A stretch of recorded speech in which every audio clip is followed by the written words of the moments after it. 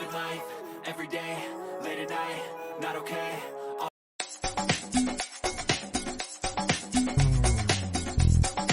Showbiz Kachika TV. Hello mga kachika! Matatandaan nga last December 12, 2025 ay sinelebrate nga ni Pops Fernandez ang kanyang ika-59th birthday. At nakakatuwa nga noong isang araw ay ibinahagi naman niya sa kanyang social media account na nagkita-kita nga sila ng kanyang mga kaibigan sa mundo ng showbiz industry at matatandaan nga na sila rin ang magkakasama noon sa ASAP. Ito nga ay ang mga the best singer sa Pilipinas. Katulad na nga lang ni Miss Divine Diva Shasha Padilla, naroon din nga ang Asia's Songbird na si Miss Regine Velasquez at ang Soul Diva na si Jaya.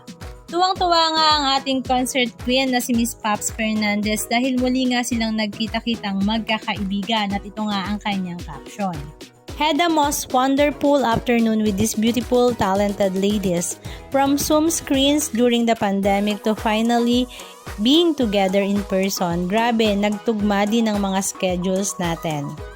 So ayan na, alam nyo na, katakot-takot na kwentuhan, walang tigil na tawanan, memories on top of memories, sobrang saya, sobrang gaan ng puso at syempre, sobrang bitin. This was one of those moments you just want to freeze. Pure joy, love, and sisterhood. Love you girls so much. We have to do this again and soon. Thanks, Regine Velasquez for lunch. Si Songbird Regine Velasquez pala ang naglibre ng lunch na ito. Talaga namang tuwang-tuwa nga ang kanilang mga fans na makita nga silang muling magkakasama. Halika at panoorin natin.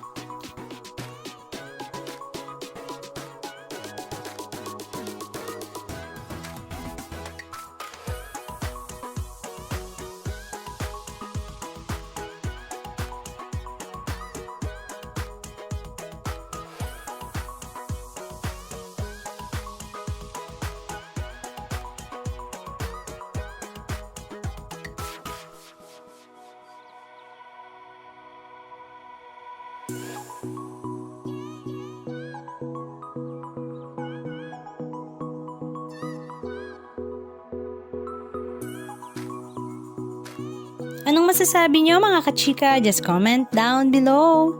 And please don't forget to subscribe. Thank you!